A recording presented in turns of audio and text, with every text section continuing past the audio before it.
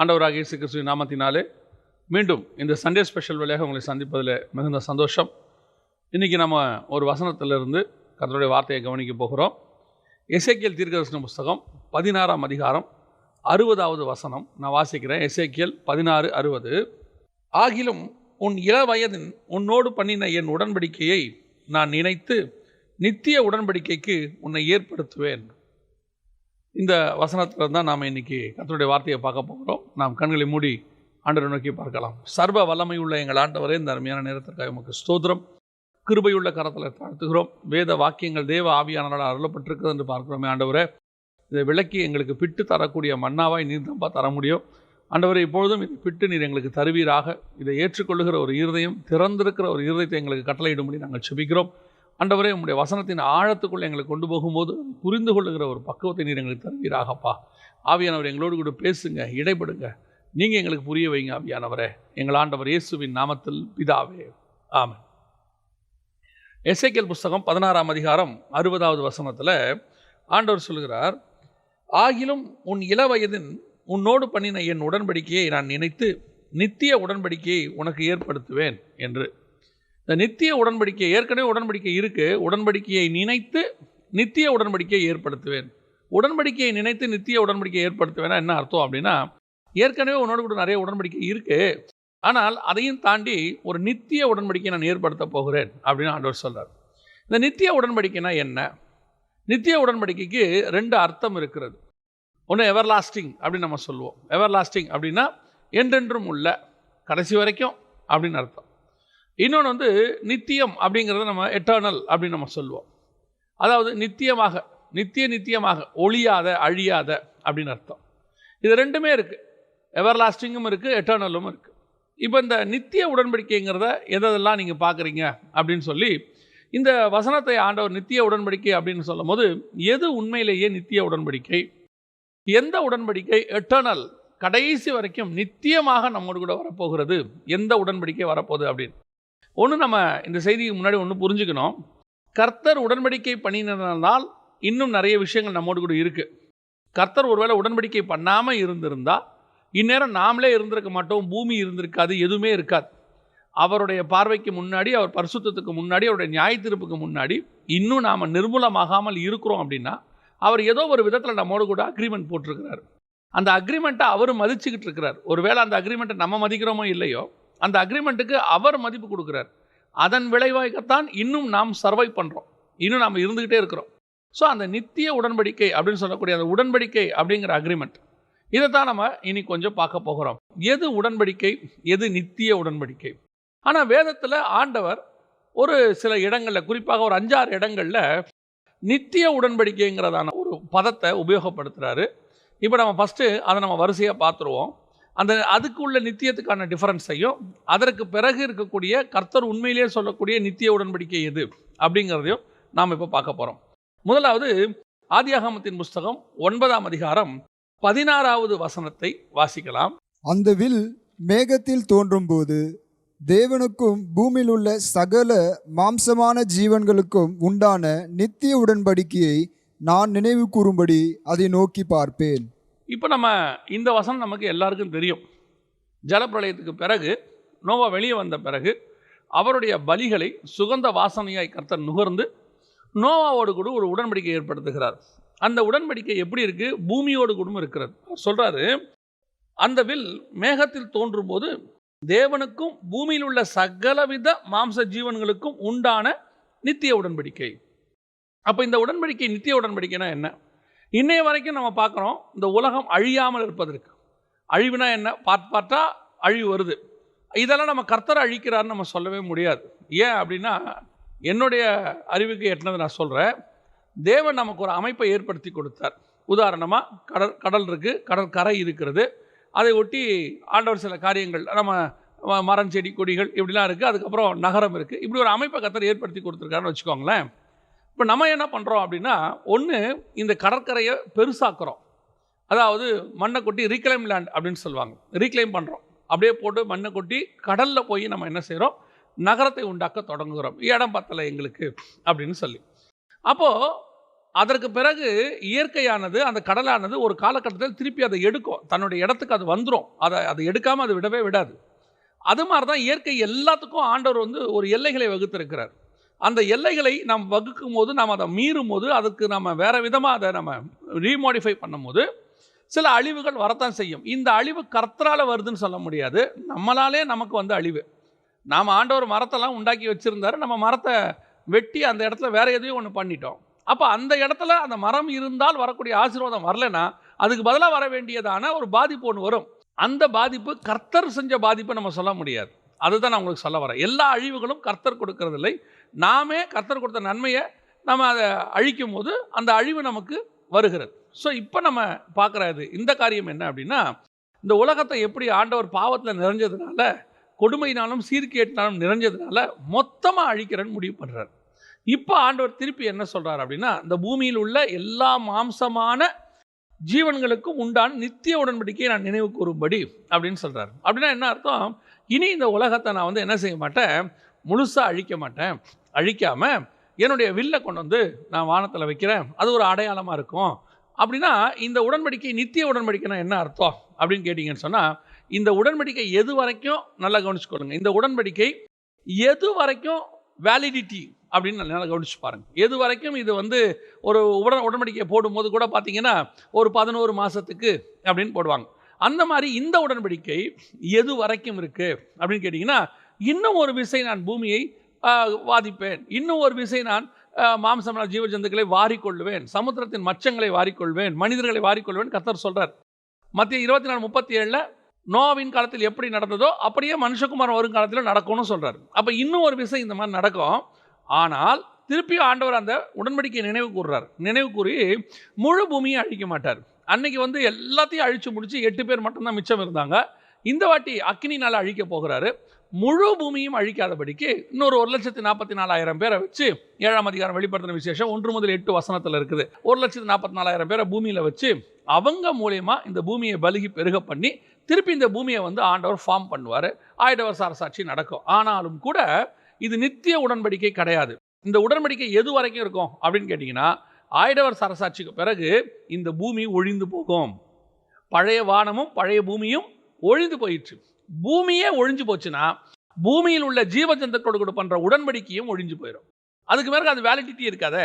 இந்த வீட்டில் நான் 11 மாதம் குடியிருப்பேன்னு சொல்லி நீங்கள் ஒரு அக்ரிமெண்ட் போடுறீங்கன்னா, அந்த வீடே இடித்து முடிச்சாச்சுன்னா அதுக்கப்புறம் அந்த அக்ரிமெண்ட் வேலிடிட்டி இல்லை, ஏன்னா வீடே இல்லையே. அதே மாதிரி தான் பூமியோடு கூட கர்த்தர் உடன்படிக்கை பண்ணுகிறார். உடன்படிக்கை பண்ணுற உடன்படிக்கை எப்போ வரைக்கும் இருக்கும்? பூமி இருக்கிற வரைக்கும் இருக்கும். பூமியில் இருக்கிற ஜீவஜந்துக்கள் இருக்கிற வரைக்கும் இருக்கும். பூமியும் ஜீவஜந்துக்களும் இல்லாமல் போயிட்டா அந்த உடன்படிக்கை இருக்காது. அப்போ இந்த நித்திய உடன்படிக்கைங்கிறது என்ன அர்த்தம்? எட்டர்னல் கிடையாது. இது இருக்கிற வரைக்கும் எவர் லாஸ்டிங். இது இருக்கிற வரைக்கும் அது இருக்கும். பூமியும் ஜீவஜந்துக்களும் இல்லாத போயிட்டா இந்த உடன்படிக்கை இல்லாமல் போகும். அப்போ நித்திய உடன்படிக்கைனா எது? இதுக்கும் ஒரு டைம் ஃபேக்டர் இருக்குது. அதான் ஆண்டவர் எனக்கு சொல்லி கொடுத்தாரு. ஆதியிலே தேவன் வானத்தையும் பூமியையும் சிருஷ்டித்தார் அப்படின்னு இருக்கு. இந்த ஆதியிலேங்கிறது ஒரு டைம், சிருஷ்டிப்பின் டைம். அதுக்கு முன்னாடி இருக்கிற தேவனுக்கு பேர் அனாதி தேவன் பேர். அவருக்கு சிருஷ்டிப்பே கிடையாது. அவர் எப்போ ஒரு சிருஷ்டிப்பை தொடங்குறார், தூதர்களை உண்டாக்குகிறார், அப்புறம் பரலோகத்தை உண்டாக்குகிறார், அல்லது பூமியை உண்டாக்குறார். ஆதியிலே வானங்களையும் பூமியையும் உண்டாக்குனார். இந்த உண்டாக்குறார் பார்த்தீங்களா, அதான் ஆதி டைம். அப்போ ஒரு டைம் தொடங்கினா ஒரு டைம் முடிவும் அடையும். அந்த முடிவடைகிற வரைக்கும் தான் இந்த உடன்படிக்கையும் இருக்கும். அந்த உடன்படிக்கை அந்த டைமோட கூட முடிஞ்சிடும், அவ்வளோதான். அது வரைக்கும் தான் வேலிடிட்டி. அப்போ அந்த நித்தியம்ங்கிற அந்த உடன்படிக்கை எது வரைக்கும் இருக்குது? எதுக்கோட நான் உடன்படிக்கை பண்ணணும் அது இருக்கிற வரைக்கும் இருக்குது. என்னோட கூட உடன்படிக்கை பண்ணினால் நான் இருக்கிற வரைக்கும் தான் உடன்படிக்கை. நான் போயாச்சுன்னா அதுக்கு பிறகு அந்த உடன்படிக்கைக்கு வேலிடிட்டி இல்லை. நோவாவோட பண்ண உடன்படிக்கை நித்திய உடன்படிக்கை அப்படின்னா என்ன அர்த்தம் அப்படின்னு கேட்டிங்கன்னா, அந்த பூமியும் ஜீவஜந்துக்களும் இருக்கிற வரைக்கும் முழுசாக நான் அழிக்க மாட்டேன். ஒரு நாள் இது முழுவதுமாக இல்லாமலே போகும். அப்படி இல்லாமல் போகும் பொழுது இந்த உடன்படிக்கையும் இல்லாமல் போகும். 2வது உடன்படிக்கை ஆண்டவர் பண்ணுறாரு, நித்திய உடன்படிக்கைன்னு சொல்கிறாரு. யாரோட பண்ணுறாரு பாருங்க. ஆதியாகமத்தின் புஸ்தகம் 17ஆம் அதிகாரத்தில் ஆண்டவர் இந்த வார்த்தையை சொல்கிறாரு. 7வது வசனம், ஆதியாகமம் 17:7. உனக்கும் உனக்கு பின்வரும் உன் சந்ததிக்கும் நான் தேவனாயிருக்கும்படி எனக்கும் உனக்கும் உனக்கு பின் தலைமுறை தலைமுறையாக வரும் உன் சந்ததிக்கும் நடுவே என் உடன்படிக்கையை நித்திய உடன்படிக்கையாக ஸ்தாபிப்பேன். இப்போ ஆண்டவர் 17ஆம் அதிகாரத்தில் ஆபிரகாமுக்கிட்ட ஒரு உடன்படிக்கை ஏற்படுத்துகிறாரு. அந்த உடன்படிக்கையை பற்றி சொல்லும்போது நித்திய உடன்படிக்கைன்னு சொல்கிறார். இதை கொஞ்சம் நம்ம தியானிக்க வேண்டியிருக்குது. எப்படி நித்திய உடன்படிக்கைன்னு சொல்கிறாரு அப்படின்னு சொல்லி நீங்கள் பார்த்தீங்கன்னு சொன்னால், இப்போ ஆபிரகாமுக்கு 16ஆம் அதிகாரம் வரைக்கும் ஏற்படுத்தாத ஒரு உடன்படிக்கை 17ஆம் அதிகாரத்தில் ஏற்படுத்தப்படுகிறது. இந்த உடன்படிக்கையை ஆண்டவர் எதில் ஏற்படுத்துகிறாரு அப்படிங்கிறதும் முக்கியமாக பார்க்கணும். இப்போ ஏற்கனவே ஒரு சில மெசேஜ்களில் இதை பற்றி நம்ம கொஞ்சம் சொல்லியிருக்கிறோம். உதாரணமாக 16ஆம் அதிகாரம் வரைக்கும் இந்த உடன்படிக்கை ஏன் வரல அப்படின்னு கேட்டிங்கன்னு சொன்னால், 16ஆம் அதிகாரம் வரைக்கும் ஆகார் இல்லை. 16ஆம் அதிகாரத்தில் ஆகார் வராங்க.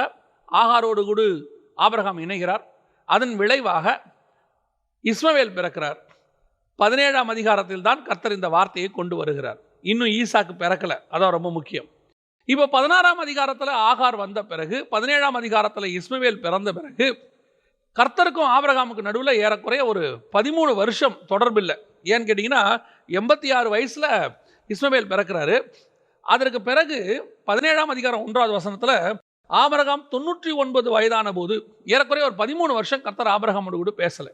இப்போ ஆபிரகாமோடு கர்த்தர் வந்து உடன்படிக்கை பண்ணுறார். ஆனால் இந்த உடன்படிக்கை எதனால் ஏற்படுத்தப்படுகிறது, எதோடு கூட ஏற்படுத்தப்படுகிறது அப்படின்னு கேட்டிங்கன்னா, ஆண்டவர் சொல்கிறாரு 10-11வது வசனத்தில், எனக்கும் உங்களுக்கும் உனக்கு பின்வரும் உன் சந்ததிக்கும் நடுவே உண்டாகிறதும் நீங்கள் கைக்கொள்ள வேண்டியதுமான என் உடன்படிக்கை என்னவென்றால், உங்களுக்குள் பிறக்கும் சகல ஆண் பிள்ளைகளுக்கும் விருத்த சேதனம் பண்ணப்பட வேண்டும்.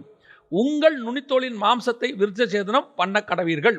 அது எனக்கும் உங்களுக்கும் உள்ள உடன்படிக்கைக்கு அடையாளமாக இருக்கும். இந்த நித்திய உடன்படிக்கை அப்படின்னு சொல்லக்கூடிய இதை கர்த்தர் எதில் ஏற்படுத்துகிறாரு? மாம்சத்தில் ஏற்படுத்துகிறார். யார் மாம்சத்தில் ஏற்படுத்துகிறாரு? ஆபிரகாமுடைய மாம்சத்தில், இஸ்மவேலுடைய மாம்சத்தில். ஏன்னா அந்த அதிகாரம் முடியும் போது ஆபிரகாமும் இஸ்மவேலும் ஒரே நாளில் விருத்த சேதனம் பண்ணப்பட்டார்கள் அப்படின்னு. அப்போ இந்த உடன்படிக்கை ஆபிரகாமுடைய மாம்சத்திலும் இஸ்மவேல் மாம்சத்திலும், இது மாம்சத்தில் ஏற்படுத்துகிற உடன்படிக்கை. இந்த உடன்படிக்கையும் நல்லா கவனிங்க, இந்த உடன்படிக்கையும் நித்திய உடன்படிக்கை என்று சொல்லப்படுகிறது. இந்த இடத்துல ஆண்டவர் சொல்லும்போது 7வது வசனத்தில், உன் சந்ததிக்கு நடுவே என் உடன்படிக்கையை நித்திய உடன்படிக்கையை ஸ்தாபிப்பேன். அப்படின்னா என்னங்க அர்த்தம்? இந்த உடன்படிக்கை எப்போ வரைக்கும் இருக்கும் அப்படின்னு கேட்டிங்கன்னு சொன்னால், ஆபிரகாமுக்கு ஆண்டவர் இதுக்கு முன்னாடியே வேறொரு உடன்படிக்கையை ஏற்படுத்துகிறார். அந்த உடன்படிக்கையை பற்றி நம்ம பின்னாடி பார்க்கலாம். அந்த உடன்படிக்கைக்கு ஆபிரகாம் பாத்திரவானாய் இல்லாமல் போகிறார், அல்லது அந்த உடன்படிக்கையை விட்டு ஆபிரகாம் வெளியே வருகிறார். 14ஆம் அதிகாரத்தில் மெல்கிசேதேக்கில் வந்து ஆபிரகாமோடு கூட ஒரு உடன்படிக்கையை ஏற்படுத்துகிறார். அப்பத்தையும் ரசத்தையும் கொடுக்குறார்.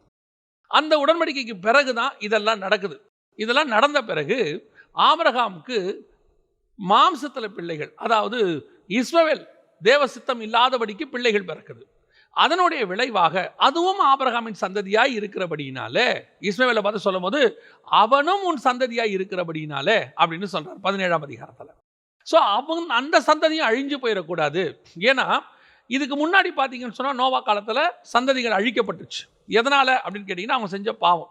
அந்த பாவம் அதிகமாக கர்த்தர் ஒரு பீரியடில் அவங்களை அழிப்பார். அது சோதமாக இருந்தாலும் அழிப்பார், குமாராவாக இருந்தாலும் அழிப்பார். கர்த்தர் அந்த பாவம் உச்சத்துக்கு வரும்போது அழிச்சிடுவார்.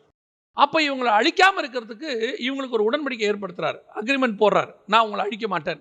ஆனால் இந்த அக்ரிமெண்ட்டை அவருடைய மாம்சத்தில் பண்ணலை, மனுஷனுடைய மாம்சத்தில் பண்ணுறார். நீ ஓ மாம்சத்தில் எங்கிட்ட பண்ணு, இந்த உடன்படிக்கையே பண்ணு. இதை நீ பண்ணிட்டீன்னா, இதை நீ ரெகுலராக மெயின்டைன் பண்ணினா உன்னை நான் அழிக்க மாட்டேன். ஒரு வேளை உனக்குள்ள பாவம் இருக்கும், நான் பாவத்தை பார்க்க மாட்டேன், அதை சுத்த கண்ணன்.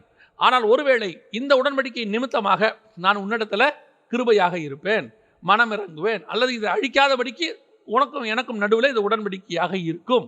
ஏன்னா அவர் பரிசுத்தர் அப்படின்னு இருக்கு. இப்போ என்ன நடக்குது? இந்த உடன்படிக்கை ஏற்படுத்தப்படுகிறது. இது நித்திய உடன்படிக்கைன்னு இருக்கு. ஆனால் இந்த உடன்படிக்கையை செய்கிறவர்கள்னு ஒருத்தர் இருக்கிறாங்க. எதில் செய்யப்படுது? மாம்சத்தில் செய்யப்படுது. மாம்சத்தில் இருக்கிற வரைக்கும் தான் இந்த உடன்படிக்கை வேலிடிட்டி. நல்லா கவனிச்சுக்கொள்ளுங்க. பூமி இருக்கிற வரைக்கும் தான் நோவோட பண்ண உடன்படிக்கை வேலிடிட்டி. அதே மாதிரி ஆபிரகாமோடு கூட பண்ண இந்த உடன்படிக்கை எது வரைக்கும் வேலிடிட்டி அப்படின்னு கேட்டிங்கன்னா, மாம்சம்னு ஒன்று இருக்கிற வரைக்கும் தான் இது வேலிடிட்டி. மாம்சம்னு ஒன்று இல்லாத வரைக்கும் இது வேலிடிட்டிக்குள்ளே வராது. ஏன்னா மாம்சம் இருந்தால் தானே நீங்கள் விருத்த சேதனமே பண்ணுவீங்க. மாம்சம் இல்லாட்டி எப்படி விருத்த சேதனம் பண்ணுவீங்க? அப்போ மாம்சம் இல்லாத காலம் வரும்போது இது எப்படி நித்திய உடன்படிக்கை ஆகும்? எப்போ மாம்சம் இல்லாத காலம் வரும்? ஒரு நாள் வரும், ஆயிடவர் அரசாட்சிக்கு பிறகு ஒரு நியாய தீர்ப்பு, வெள்ளை சிங்காசன நியாய தீர்ப்பு வரும். வெள்ளை சிங்காசன நியாய தீர்ப்புக்கு பிறகு மாம்சமான யாவரும் இருக்க மாட்டார். அப்படி மாம்சமான யாவரும் இல்லாத போது காலத்தில், ஒருவேளை நான் இன்னும் ஒரு படி மேலே போய் சொல்கிறேன், மாம்சமும் ரத்தமும் பரலோக ராஜ்யத்தை பிரவேசிப்பதில்லை. அப்போ பரலோகத்துக்கு போகும்போது என்ன உடன்படிக்கை இருக்கும்? மாம்சத்தில் உடன்படிக்கை பண்ணாதானே அந்த மாம்ச உடன்படிக்கையை கர்த்தர் நினைவு கூறுவார். பரலோகத்தில் தான் மாம்சமே இல்லையே. அப்போ பரலோகத்தில் இருக்கிற உடன்படிக்கை என்ன? பூமியில் இருக்கிற வரைக்கும் தான் இந்த உடன்படிக்கை, நித்திய உடன்படிக்கை. இந்த உடன்படிக்கைக்கும் பரலோகத்திற்கும் சம்பந்தமே இல்லை. ஏன்னா பரலோக ராஜ்யத்தை மாம்சமும் ரத்தமும் சுதந்திரிக்காது. மாம்சமும் ரத்தமும் பரலோக ராஜ்யத்தை சுதந்திரிக்காதுன்னு சொன்னால் இந்த உடன்படிக்கையை வச்சுக்கிட்டு நீ பரலோகத்துக்குள்ளே போக முடியாது. அதனால தான் பழைய ஏற்பாட்டு பரிசுத்தவான்கள் எபிரேயருக்கு நிருபம் 11ஆம் அதிகாரம் 39-40 வசனம் சொல்லுது, அவர்கள் விசுவாசத்தினாலே நற்சாட்சி பெற்றிருந்தும் வாக்குத்தத்தம் பண்ணப்பட்டதை அடையாமல் போனார்கள். அவர்கள் நம்மை அல்லாமல் பூர்ணராகாதபடி. ஏன் அவங்க விசுவாசம் நற்சாட்சி பெற்றாங்க? அவங்க மாம்சத்தில் உடன்படிக்கை பண்ணவங்க தான், விருத்த சேதனம் பண்ணவங்க தான், அவங்களோடு கூட தேவனோடு கூட ஒப்புரவானவங்க தான். ஆனாலும் இவர்களுக்கு பரலோகத்திலே இடமில்லை. என்ன காரணம்? இந்த உடன்படிக்கை பரலோகத்துக்கு கூட்டிட்டு போகாது. ஏன்னா இது மாம்சத்தினால் ஆண்ட உடன்படிக்கை அல்ல. இப்போ நம்ம கேட்போம், அப்போ எந்த உடன்படிக்கை தான் பரலோகத்துக்கு கூட்டிட்டு போகும்? எந்த உடன்படிக்கையை பரலோகத்தில் கொண்டு போய் சேர்க்கும்? பரலோகத்தில் மாம்சமும் ரத்தமும் இல்லைன்னு சொன்னீங்கன்னா, அப்போ இயேசு கிறிஸ்துவினுடைய இந்த மாம்சமும் ரத்தமான உடன்படிக்கை நமக்கு ஏற்படுத்தப்பட்டது. கப்பலை எடுத்து கொடுத்தாரு, ரத்தத்தை இது என்னுடைய ரத்தமாக இருக்கிறது, என்னுடைய மாம்சமாக இருக்குதுன்னு சொன்னார். அப்போ இந்த உடன்படிக்கையா? எது கொண்டு போகும்? எது என்னை கொண்டு போய் பரலோகத்தில் நிறுத்தும்? நிறைய பேர் யூத முறைமையை நீங்கள் ஃபாலோ பண்ணுறாங்க, நியாயப்பிரமாணத்தை ஃபாலோ பண்ணுறாங்க. யூதர்கள் பண்ணலாம், பரவாயில்ல. அந்த முறையை நித்திய உடன்படிக்கை நினச்சிக்கிட்டு நம்ம ஆட்களில் சிலர் கூட இன்னும் அங்கே போயிடுறாங்க. அங்கே போய் திருப்பி அவங்க அந்த விருத்த சேதனத்துக்குள்ளேயோ அல்லது அந்த யூத நியாயப்பிரமாண முறைமைக்குள்ளேயோ போகிறாங்க. இந்த நியாயப்பிரமாண முறைமைக்கு வேலிடிட்டி இல்லை, அது அதோட முடிஞ்சிருச்சு. ஏன்? அது மாம்சத்தில் பண்ணப்பட்டது. அந்த மாம்சத்தின் உடன்படிக்கை மாம்சம் இருக்கிற வரைக்கும் தான் வரும்.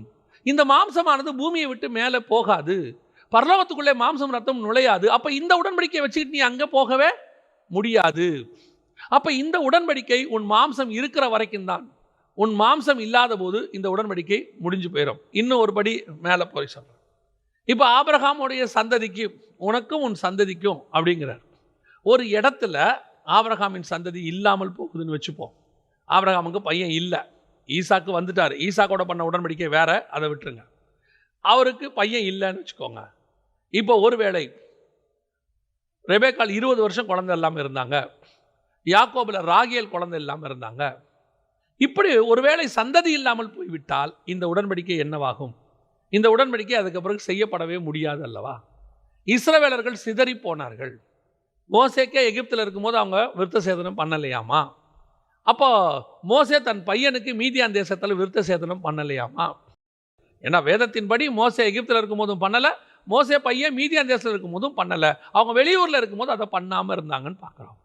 அப்படி இருக்கும்போது இந்த உடன்படிக்கை மாம்சத்தில் நித்திய உடன்படிக்கை அல்ல. மாம்சம் இருக்கிற வரைக்கும் இந்த உடன்படிக்கை இருக்கும். இந்த உடன்படிக்கையும் மாம்சத்தோடு கூட ஏற்படுத்தப்பட்டது. மாம்சம் எப்பொழுது போகிறதோ இந்த உடன்படிக்கையோட வேலிடிட்டியும் போகிறது. ஏன்னா ரத்தம் தானே உடன்படிக்கையாக வரணும். அப்போ எது நித்திய உடன்படிக்கை? இதுவும் நித்திய உடன்படிக்கை அல்ல. அதனால தான் யூதர்கள் அல்லது பழைய ஏற்பாட்டு பரிசுத்தவான்கள் கூட வச்சுங்க, அவர்கள் வாக்குத்தத்தம் பண்ணப்பட்டதை அடையாமல் போனார்கள்னு இருக்கு. சரி, இப்போ அடுத்த உடன்படிக்கை, இதுக்கு அடுத்து நித்திய உடன்படிக்கை எது? பைபிள் சொல்லுது. 105ஆம் சங்கீதம் 10-11 வசனங்களை வாசிங்க. அதை யாக்கோபுக்கு பிரமாணமாகவும் இஸ்ரவேலுக்கு நித்திய உடன்படிக்கையாகவும் உறுதிப்படுத்தி, இந்த வசனத்தை நல்லா கவனிச்சு பாருங்க. 9-10 நான் வாசிக்கிறேன். அவர் ஈசாக்கு கிட்ட ஆணையையும் என்றென்றைக்கும் நினைத்திருக்கிறார். அதை யாக்கோபுக்கு பிரமாணமாகவும் இஸ்ரவேலுக்கு நித்திய உடன்படிக்கையாகவும் உறுதிப்படுத்தி, அது என்ன உடன்படிக்கைன்னு அடுத்து சொல்றார் பாருங்க. 11வது வசனத்துல, உங்கள் சுதந்திர பாகமான கானான் தேசத்தை உனக்கு தருவேன் என்றார். இப்போ இவங்களோட கூட ஏற்படுத்தின உடன்படிக்கை என்ன உடன்படிக்கை? கானான் தேசத்தை தருவேன் என்றார். இதுதான் அவங்களோட கூட ஏற்படுத்தின உடன்படிக்கை. இந்த உடன்படிக்கை வசனம் என்ன சொல்லுது? நித்திய உடன்படிக்கை அப்படிங்குது. அந்த உடன்படிக்கை, அதாவது ஆபிரகாம் ஈசாக் யாக்கோபோடு கூட இந்த கானான் தேசத்தை தருவேன் என்று சொன்ன அந்த உடன்படிக்கை தான் இன்னைய வரைக்கும் இருக்கு. இன்னைய வரைக்கும் இஸ்ரவேலர்கள் கானானுக்குள்ளே இருக்கிறார்கள், அதாவது இஸ்ரவேலுக்குள்ளே இருக்கிறார்கள். இன்னைய வரைக்கும் அந்த உடன்படிக்கை கர்த்தர் நினைவு கூறுகிறார். அவங்களை நீங்கள் எங்கே சிதறடிச்சாலும் திருப்பி கூட்டிகிட்டு வந்துடுவார். எந்த ஊருக்கு அவங்க பாபிலோனுக்கு கொண்டு போகப்பட்டாலும் திருப்பி வந்துடுவாங்க. ரோமாபுரியை விட்டு வெளியே சிதறடிக்கப்பட்டாலும் திருப்பி அவங்க வந்துடுவாங்க. நீங்கள் எங்கே அவங்கள அமுச்சு விட்டாலும் திருப்பி கொண்டாந்துருவார் ஆண்டவர். அது ஒரு காலகட்டம் தான் அவங்களை அனுப்புவார். அனுப்பி திருப்பி கூட்டிகிட்டு வந்துடுவார். ஏன்னா அது நித்திய உடன்படிக்கை. அது அவங்களுக்கு வாக்குத்தத்தம் பண்ணப்பட்டது. அவங்கள திருப்பி அங்கே கூட்டிகிட்டு வந்துடுவார். அந்த தேசத்தை கொடுத்துருவார். இது நித்திய உடன்படிக்கையா? இப்போ நம்ம எடுத்துப்போமே. அப்போ இது நித்திய உடன்படிக்கையாக இருக்குமா அப்படின்னு கேட்டிங்கன்னு சொன்னால், இதுவும் நித்திய உடன்படிக்கை அல்ல. எட்டர்னல் கவனன்ட் இல்லை. அதான் ரொம்ப முக்கியம். அப்போ இது என்னங்க உடன்படிக்கை? 11ஆம் அதிகாரம் எபிரேயர் நிருபம் 16வது வசனத்தில் வசனம் சொல்லுகிறது, அவர்கள் அதை அல்ல, அதிலும் மேன்மையான பரமதேசத்தையே நாடினார்கள் அப்படின்னு இருக்கு. நல்லா கவனிச்சுக்கொள்ளுங்க. ஆபிரகாம் கானானுக்கு வந்துட்டார். ஈசாக்கு கானானில் பிறந்துட்டார். சிரியா தேசத்துக்கு போன யாக்கோபு திருப்பி வந்துட்டார். அதான் வசனம் சொல்லுது, ஈசாக்கு கிட்ட ஆணையை அவர் நிறைவேற்று, யாக்கோபு கிட்ட சொன்னதையும் நிறைவேற்று. என்னது? கானான் தேசத்தை உனக்கு நான் தருவேன். திருப்பி தந்துட்டார். அப்புறம் எகிப்துக்கு அவங்க அடிமையாக போனாங்க. திருப்பி 400 வருஷம் கழிச்சு வந்துட்டாங்க, கொடுத்துட்டார். அதுக்கப்புறம் அவங்க அங்கே இருந்தாங்க. அதுக்கு பிறகு ரோமாபுரிக்கு பிறகு ரோமனுடைய ஆட்சிக்கு பிறகு அவர்கள் உலகம் எங்கும் சிதறி போனார்கள். 1948 வந்துட்டாங்க. இட்ட ஆணையை நிறைவேற்றினார். அப்போ உடன்படிக்கை இருக்கு. ஆனால் இந்த உடன்படிக்கை, இந்த தேசத்துக்கான உடன்படிக்கை, இந்த தேசம் இல்லாமல் போகும்போது இந்த உடன்படிக்கையும் இல்லாமல் போகும். இன்னும் சொல்ல போனால், அந்த தேசத்தில் அவர்கள் குடியிருந்த பிறகு, இந்த உடன்படிக்கையை ஏற்படுத்தின பிறகு, ஆபிரகாமுக்கும் ஈசாக்குக்கும் யாக்கோபுக்கும் ஒன்று தோணுகிறது. இந்த தேசத்தை ஆண்டவர் எனக்கு தருவேன்னாரு, நான் வந்துட்டேன். ஆனால் எனக்கு இதல்ல, இதிலும் மேன்மையான ஒரு பரம தேசத்தையே வச்சிருக்கிறாரு. எனக்கு அதோடு கூட தான் உடன்படிக்கை வேணும். ஏன்னா இந்த உடன்படிக்கைக்கு நான் கானானுக்குள்ளே வந்துட்டேன். 175 வயசில் நான் செத்துட்டேன். நான் செத்த பிறகு என் உடன்படிக்கை என்னோட போயிடுச்சு, அவ்வளோதான். ஆனால் என் கர்த்தர் அடுத்து என்ன பண்ணுறாரு? ஈசாக்கு கிட்ட ஆணையை நிறைவேற்றுகிறார். இப்போ ஈசாக்கோட கூட கர்த்தர் உடன்படிக்கை பண்ணுறாரு. என்ன பண்ணுறாரு? நீ இந்த தேசம் தானே குடியிரு, நான் இங்கே உன்னை ஆசீர்வதிப்பேன்னு சொல்கிறார். ஈசாக்கு மரணத்தோடு கூட அந்த உடன்படிக்கை முடிவடைகிறது. யாக்கோபுக்கு ஒரு உடன்படிக்கை பண்ணுறாரு, நான் உன்னை திரும்பி இங்கே வர பண்ணுவேன். யாக்கோபோடு கூட உடன்படிக்கை பண்ணும்போது யாக்கோபோடு கூட அந்த உடன்படிக்கை முடிவடைகிறது. இஸ்ரவேலோடு கூட ஒரு உடன்படிக்கை பண்ணுகிறார். இப்படி அவங்களோட பண்ணி பண்ணி அந்த தேசத்துக்கு திருப்பி கொண்டு வந்துக்கிட்டே இருக்கிறார். ஆனால் ஒரு நாள் இந்த உடன்படிக்கை முடிவுக்கு வரும். முழு பூமியும் இல்லாமல் போகும்போது, கானான் தேசமும் இல்லாமல் போகும்போது, இஸ்ரவேலும் இல்லாமல் போகும்போது, அல்லது அவர்களை திருப்பி கொண்டு வந்து விட்ட பிறகு, அங்கே வந்த உடன்படிக்கை பண்ணின ஆபிரகாமுக்கு தெரியுது, நான் வந்துட்டேன், உடன்படிக்கைப்படி எனக்கு கிடைச்சிருச்சு, இது என் பையனுக்கும் கிடைச்சிரும், என் பேரப்பிள்ளைக்கும் கிடைச்சிரும். ஆனால் எனக்கு இது வேண்டாம். இந்த உடன்படிக்கை ஒரு டெம்பரவரி.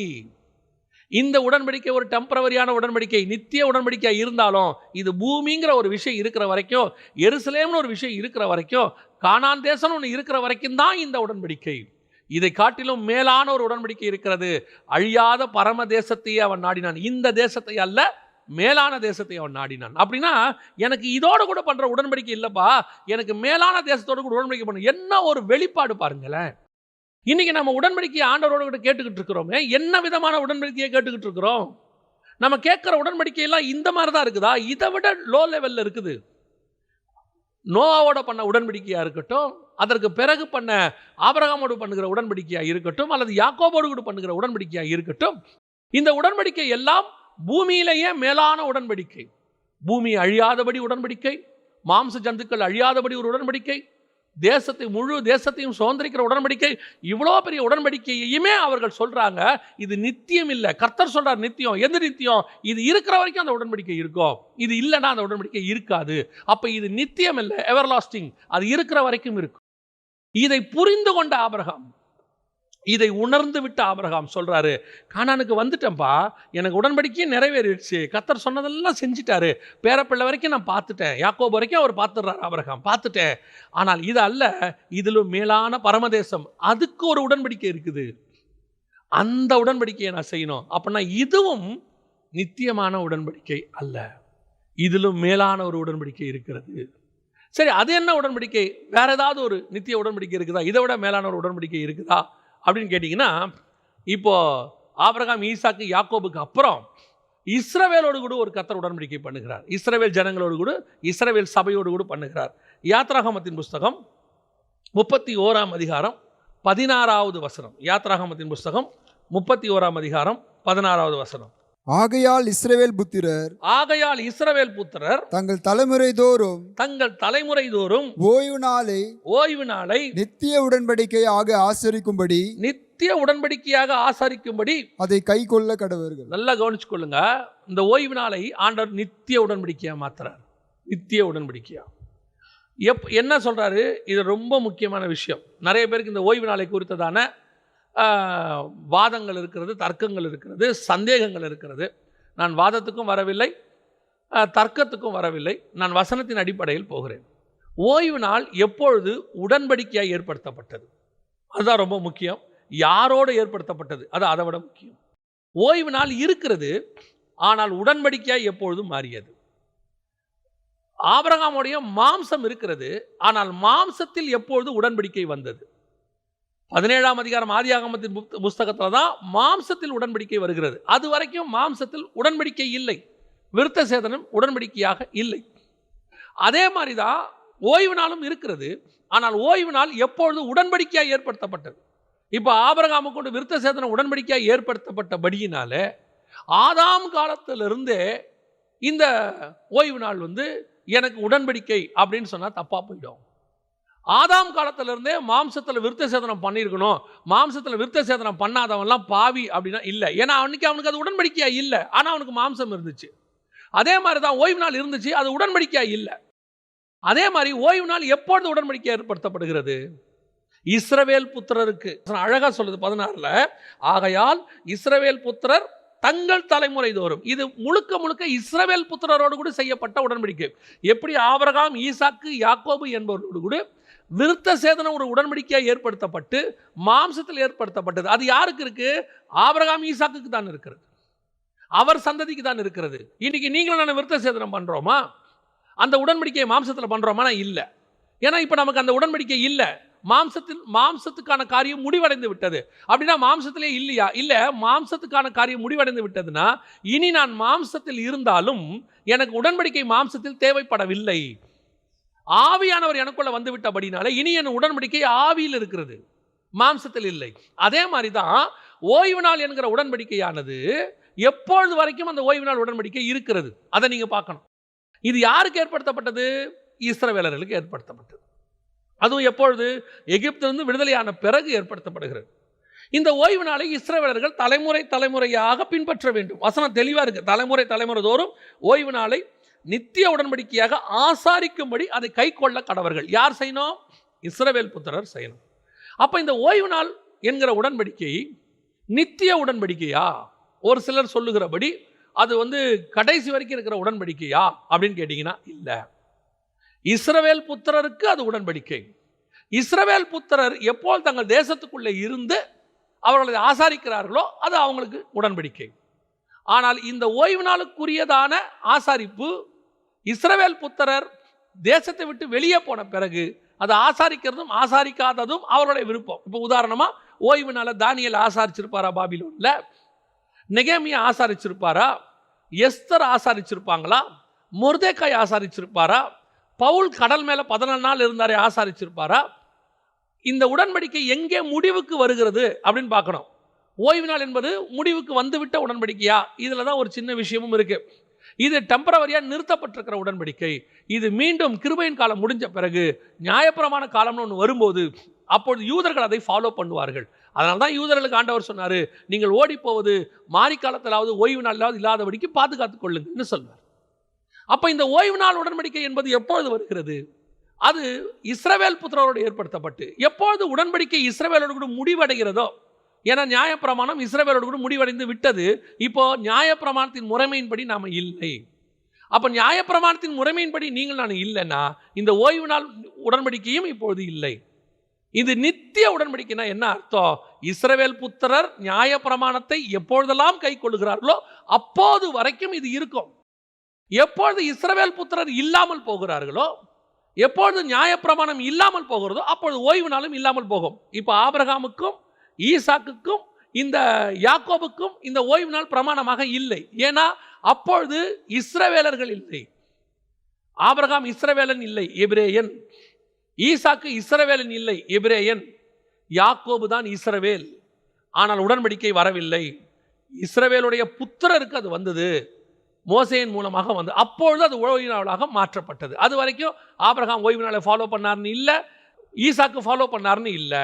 இந்த உடன்படிக்கை ஒரு நாள் ஏற்படுத்தப்பட்டது. எப்படி நோவாவோட பண்ணாரோ, ஆபிரகாமோடு கூட பண்ணாரோ, அதே மாதிரி தான் ஈசாக்கோட பண்ணாரோ, அதே மாதிரி தான் இஸ்ரவேல் புத்திரரோடையும் பண்றார்.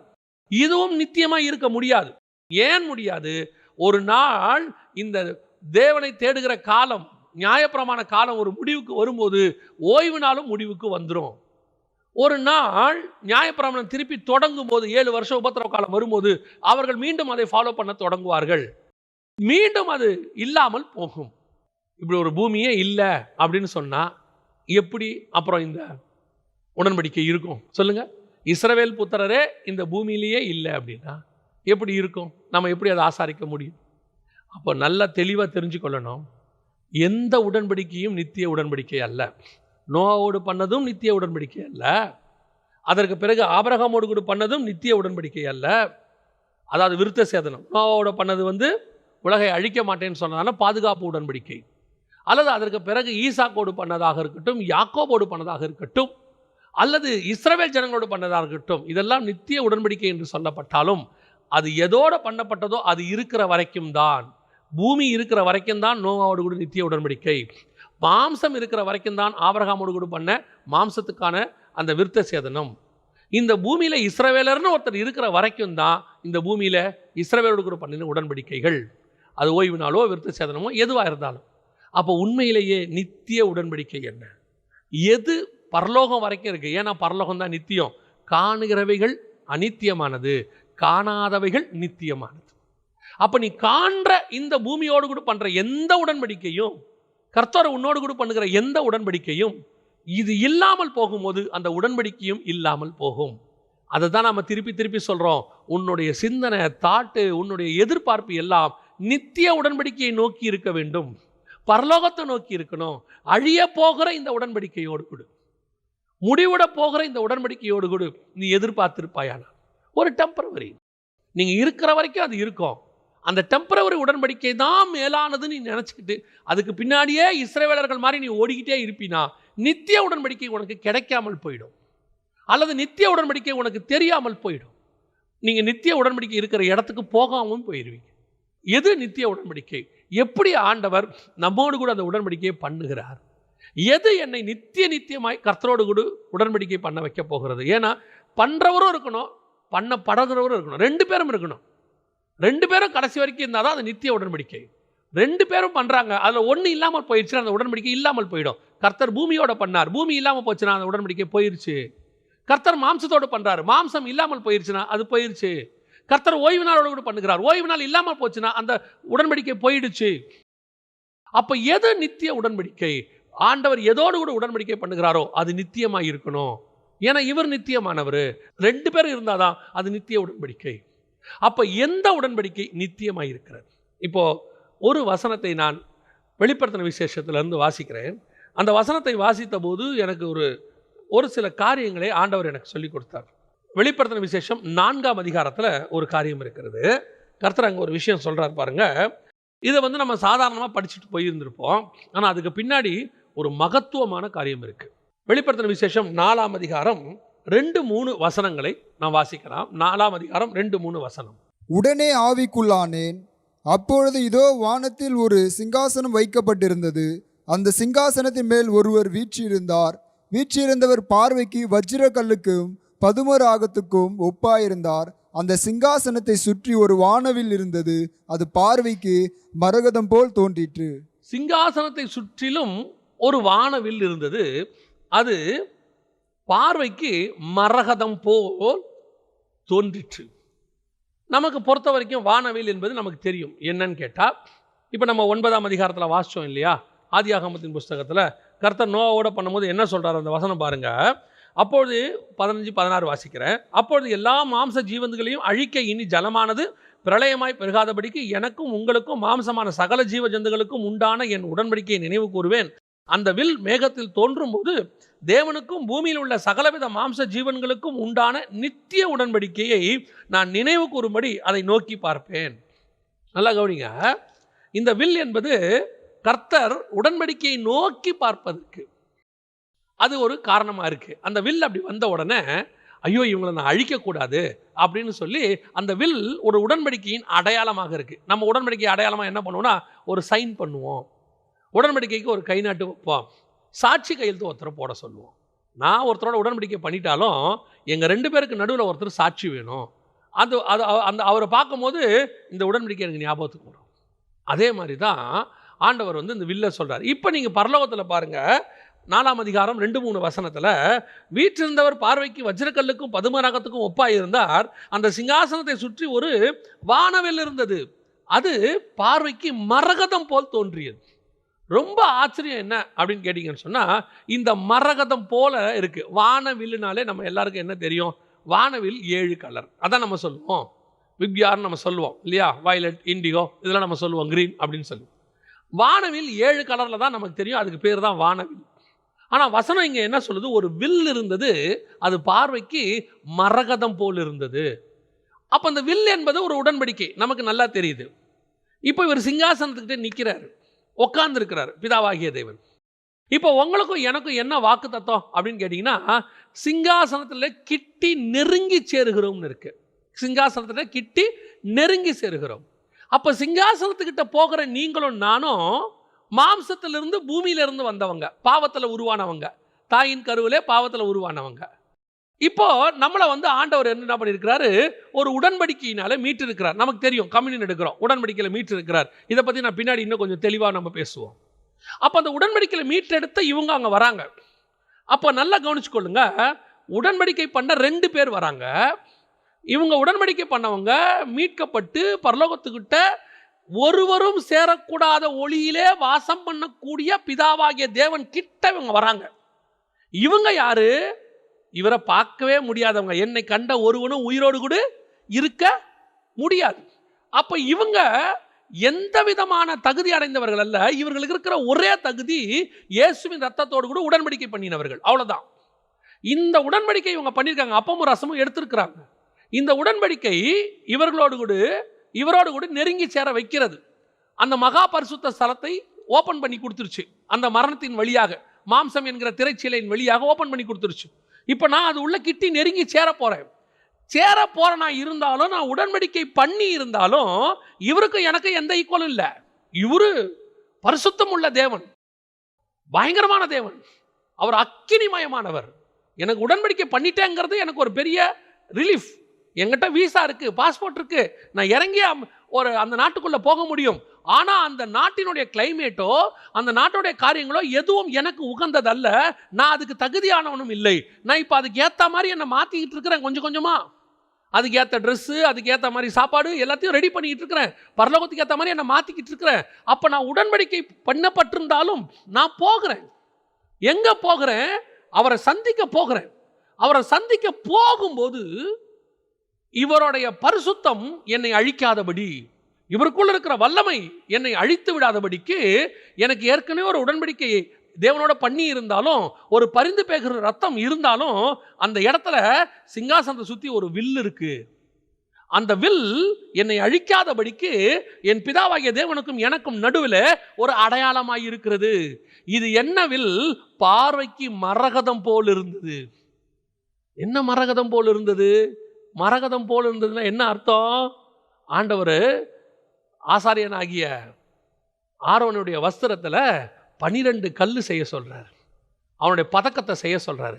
அந்த 12 கல்லில் ஒரு கல் மரகதமாக இருந்ததுன்னு இருக்கு வசனம். ஆண்டவர் அங்கே தெளிவாக சொல்றாரு, அந்த பதக்கத்தில் இஸ்ரவேல் புத்திரருடைய கோத்திரத்துக்கு தக்கதாக நீ 12 செய். ஒவ்வொரு கோத்திரத்துக்கும் ஒரு கல்லுப்பா. இஸ்ரவேலில் 4வது வந்தது யூதா கோத்திரம். 4வது பையன் பிறந்தது யூதா. முதல்ல ரூபன், சிமியோன், லேவி, யூதா. இப்போ யூதா கோத்திரத்தோடு கூட அதில் வந்தவர், யூதா கோத்திரத்தில் பிறந்தவர் ஒரு உடன்படிக்கை செய்திருக்கிறார். யூதா கோத்திரம் நல்லா தெரிஞ்சுக்கொள்ளுங்க, ராஜரீகத்தினுடைய கோத்திரம், அரசாள வேண்டியவர். அந்த கோத்திரத்தில் பிறந்து ஒருத்தர் ஆசாரியராக இருக்கிறார். அந்த கோத்திரத்தில் ஒருவர் பிறந்து தன்னை பலியாய் கொடுத்திருக்கிறார். ஒன்று ராஜாவாக இருக்கணும், இல்லை ஆசாரியனாக இருக்கணும். ஆசாரிய கோத்திரம் லேவி கோத்திரத்தை சார்ந்தது. ஆனால் யூதா கோத்திரத்தை சார்ந்தவர் ஆசாரியனாய் மாறுகிறார், ராஜாவாகவும் இருக்கிறார். இது என்ன முறைமை? மெல்கிசேதேக்கின் முறைமை. இந்த யூதா கோத்திரத்தில் ஏற்படுத்தப்பட்டதான ஒரு உடன்படிக்கை. யூதா கோத்திரத்தில் பிறந்து ரத்தம் சிந்தி ஒரு ராஜா, பிரதான ஆசாரியனாகவும் ராஜாவாகவும் அந்த இடத்துல எனக்கும் பிதாவாகிய தேவனுக்கும் மத்தியில சிங்காசனத்தை சுற்றும் ஒரு வில் இருக்கிறது, ஒரு அடையாளமாய் இருக்கிறது.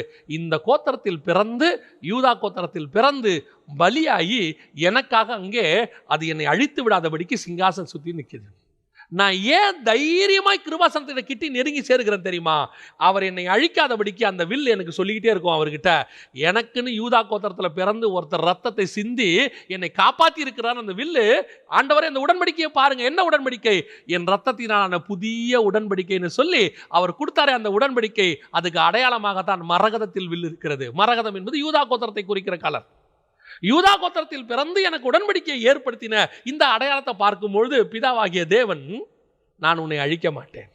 ஏன்? பூமியையும் மாம்சமான யாவரையும் நான் அழிக்காமல் இருக்கிறது காரணம், நான் அழிக்கணும்னு நினைப்பேன். ஏன்னா அது மோசமானது. மாம்சம் மனிதனுடைய இருதயம் கேட்டுள்ளதும் திருக்குள்ளதுமாய் இருக்கிறது, கொடுமையினால் நிறைந்திருக்கிறது. ஆனால் அந்த வில்லு வருது பார்த்தீங்களா, அது வந்தோன்னு சொல்லுது, ஐயோ ஆண்டவரே உடன்படிக்கை பண்ணியிருக்கிறீங்கப்பா, அழிச்சிடாதீங்க.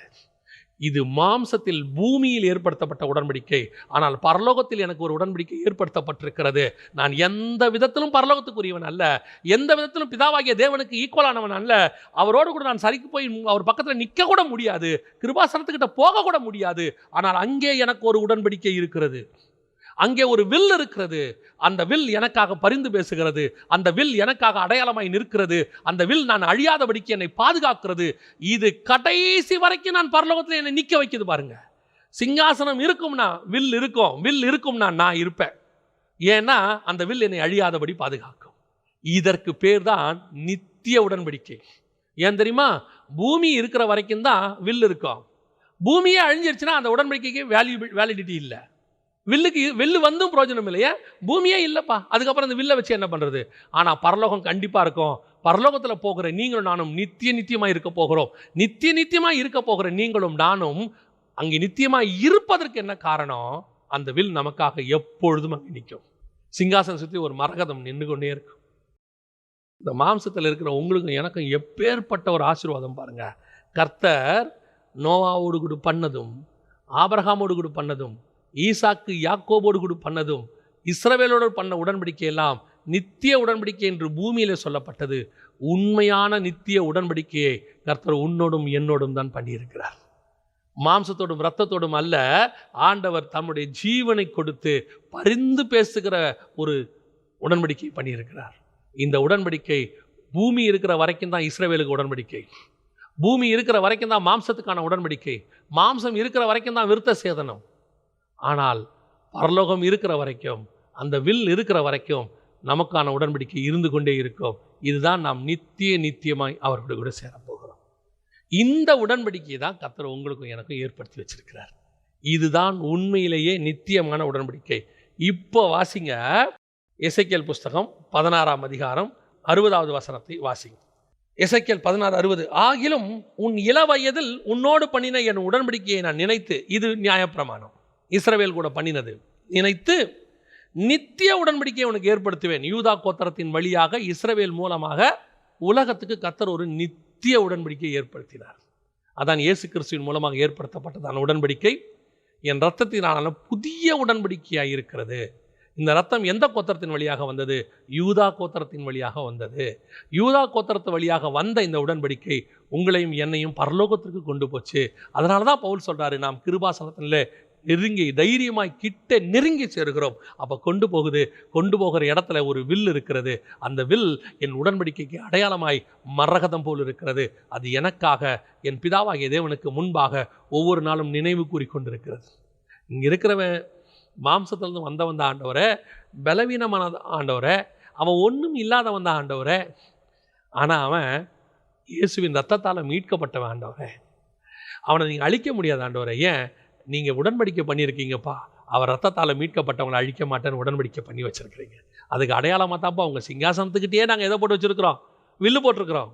வானத்தில் இருந்த வில்லு இல்லை, உங்கள் சிங்காசனத்துக்கு பக்கத்திலே வில்லு வச்சுருக்கிறோம். அந்த வில்லை நீங்கள் பார்க்கும் போதெல்லாம் இவனை நான் அழிக்க முடியாது.